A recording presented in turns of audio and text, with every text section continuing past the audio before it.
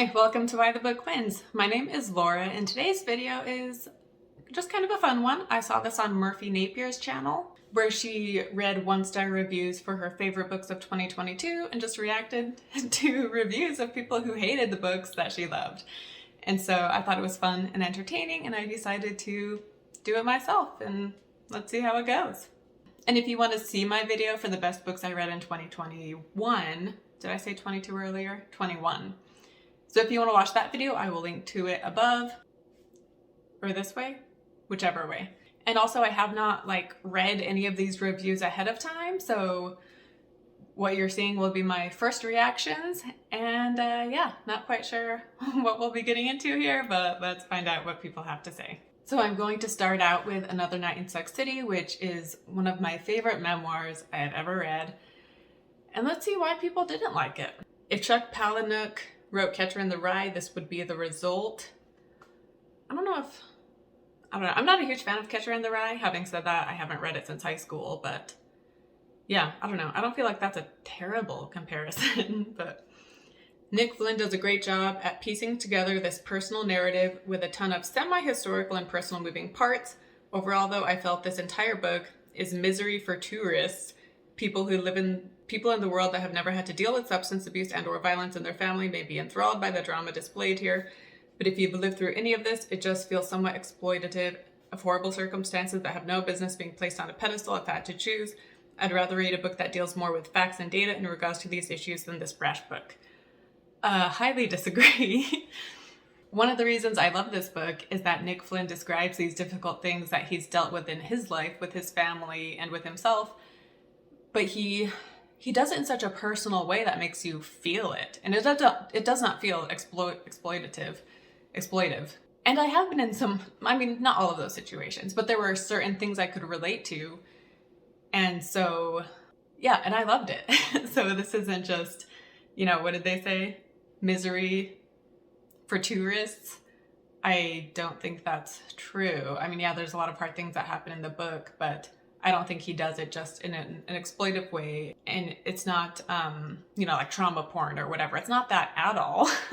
It's him explaining from the heart how these things affected him. And yeah, I think if you've been through those personal things yourself, you would really relate to this book and respect him. And the way he wrote it was just so beautiful too. But anyway, so disagree with that one, obviously. Read it based on the title, turned out to be quite boring, just a guy feeling sorry for himself, a sneak preview of our snowflake future.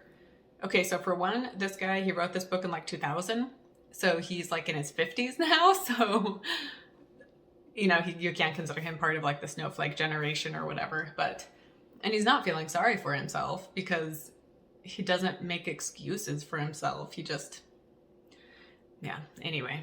This book was so horrible I didn't even finish it, the thoughts were scrambled, I couldn't keep track of where I was within the story, because there is nothing to follow. Very bad writer, and even worse editor. It was just too confusing. I've never not finished a book no matter how bad it was, but this. Okay, the writing was wonderful. And, yeah, there was some parts, there's a part where he describes a play with these Santas, and the play didn't actually happen. He's using it metaphorically. So I could see how someone would read certain parts of the book and be like, why is this here? This could have been edited out. The editor should have removed this. But I thought it really just added to the story and to the uniqueness of it. I don't know. I don't think it was I think it was wonderfully written. It was one of the best books I read last year. Best written books too. And he jumps in time between his life and his father's. But there's still a narrative and a story going on. So anyway, obviously I disagree with all of these. I don't know what I expected, but anyway, move on to the next book. So next I'm going to read reviews for Misery by Stephen King, which again, obviously I love all these books and this was a fantastic one. So let's see. This one reads, save yourself the boredom and just watch the movie. So I love the movie. I have a book versus movie comparison for this. But the book is so much better. There's so many more layers to it in the book than the movie. But I enjoyed the movie, but the book was better. Where should I start? The protagonist narrator spent 50% of the time in a state of hallucination or writing another book inside this one. And throughout this whole process, I think some of my brain decided to die out of boredom and pure exhaustion. I hated the writing style. I didn't enjoy the plot. The characters were badly written and described. And the ending, from the first pages, I knew what the ending would be. And guess what? It was the same as I expected. It was excruciating to read this book. I did not like it or enjoy it. I hope I never read another Stephen King book in my life. So if he's talking, I mean, I don't want to give spoilers. This book has been out so long though, and the movie is so famous. Doesn't everybody know the end anyway? But I went into the book knowing the ending. And so even though I wasn't surprised by the ending, I thought it was beautiful. It was such an amazing end. It made me cry twice in the last few chapters of the book. So the ending is wonderful. And the character being in a state of hallucination 50% of the time, that's not true. He like doesn't really hallucinate at all. So I don't know where that guy's getting that from. I hated this book. I hated everything about it. I hated the characters, hated the plot, the emphasis on putting the protagonist through graphic torture and mutilation. I hated that there wasn't really any point to it at all. The recent trend in torture porn and horror films almost certainly took their cues, at least in part, from Misery. At least the title, it's one of the most accurate I've seen on a book. I mean, I didn't think it was that graphic. Like, it's graphic, but it's not over the top, and it certainly isn't torture porn at all. So yeah, I disagree. I don't think it was too over the top. And to compare it to horror slasher films that are over the top, yeah, it doesn't even compare. Like, no, this person is totally wrong. Every King book I've read is so damn boring, never going to read a book of him again, so predictable, dull, and repetitive. So that's just Stephen King criticism in general, which, I mean, yeah, even though he's insanely popular, he's also not for everybody. So if he's not an author for you, then that's just the way it is. While not as painfully bad as 99.99% of King's output, probably due to the actual page constraint he miraculously used on this one, it's dreadful nonetheless. Annie is a way too over the top, and therefore is a cartoon character, and by way of the not even close to scary. The novel within the novel is entirely wasteful, as we the readers have nothing vested in this, only Annie does. Yeah, I mean, I enjoyed, because he includes bits from the book that Paul is writing. And yeah, the book Paul is writing doesn't really have anything to do with Paul and Annie, really. So I guess some people might be like, why are we hearing this story? So yeah, you know, that's a fair criticism, but I didn't think, I mean, Annie, yeah, she was over the top and extreme, and she also represents addiction, drug addiction, and alcoholism. And so when you think of her in that way, I think it just helps you see it in a better frame of mind, or it helps you understand it a bit more. But yeah, I didn't think she was cartoonish. And now the next book I'm going to read reviews for is Gone Girl, which I read for the first time last year and loved it. A lot of these negative reviews are really long. I'm trying to find one that's shorter.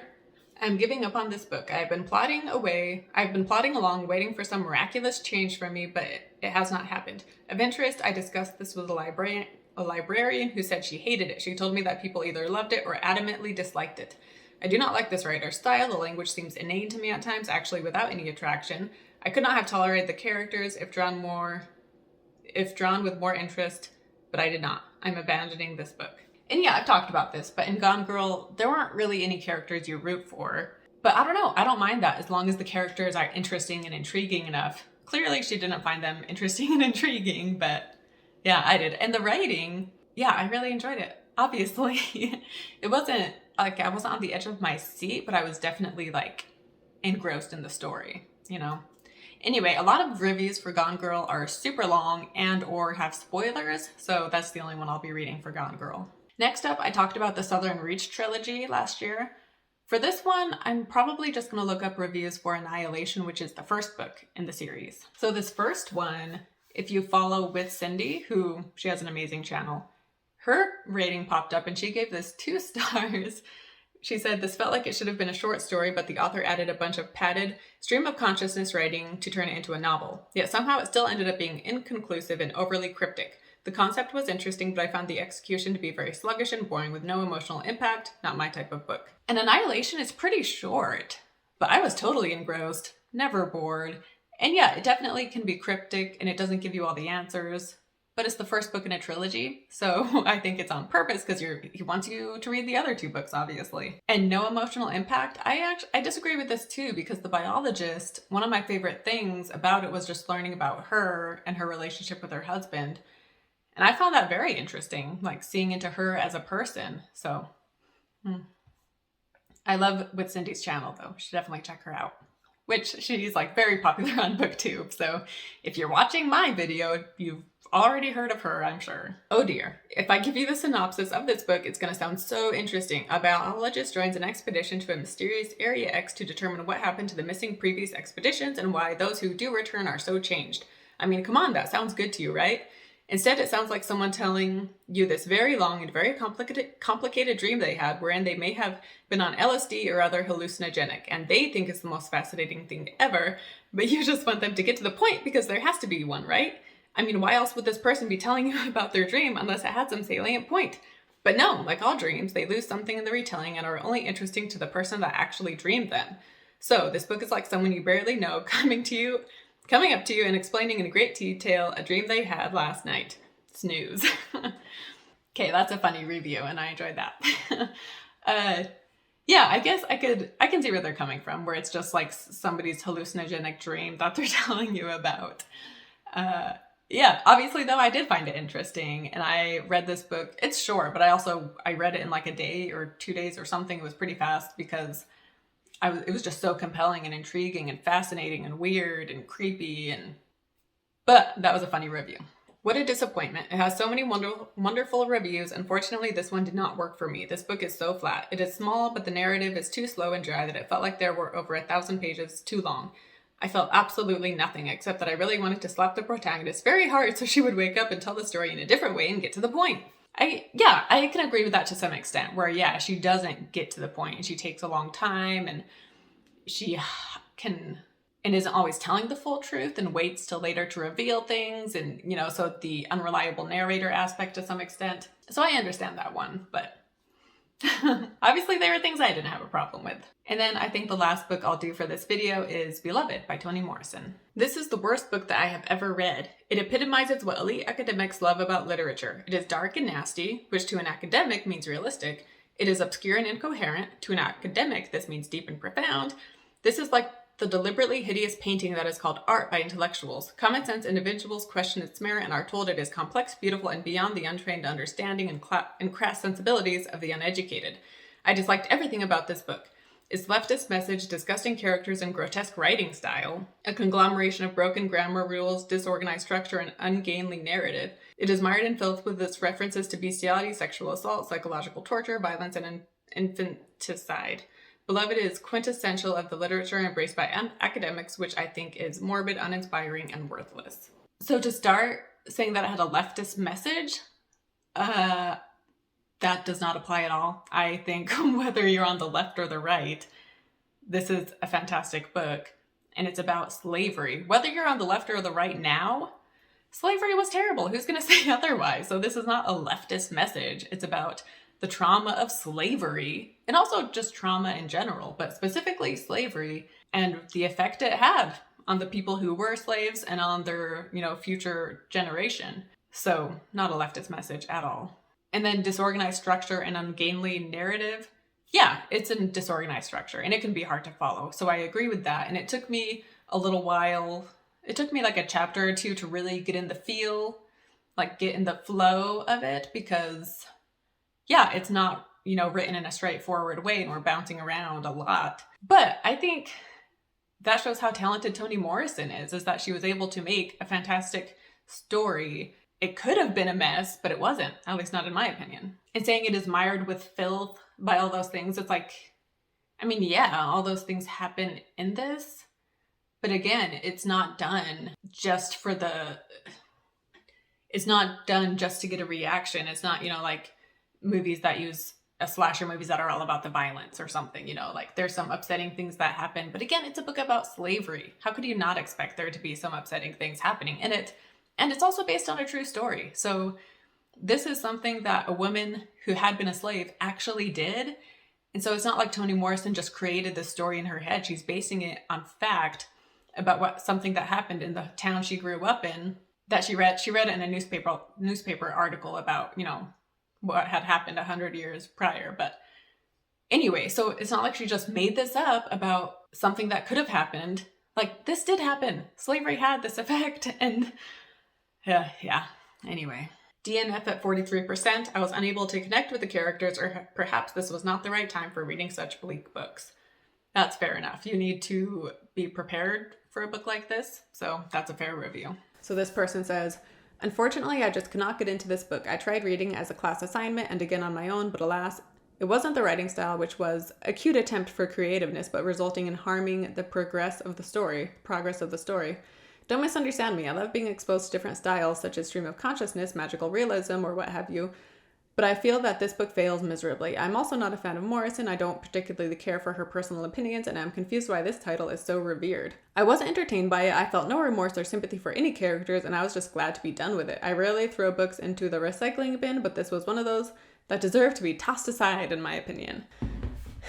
You felt no remorse for any of the characters? You felt no sympathy? That person just must have a stone cold heart if they felt no compassion or no emotion towards the characters. Like, what? Are you a robot? And I guess I'll end it with that. I was trying to find other reviews for other books or for some of these same books, but a lot of them were lengthy or had spoilers. And I was going to do The Shining, but a lot of people just complain about Stephen King as a writer rather than complaining about The Shining specifically, necessarily. So yeah, so I'll just end the video at that. I hope you guys enjoyed watching this, and I will see you next time. Bye.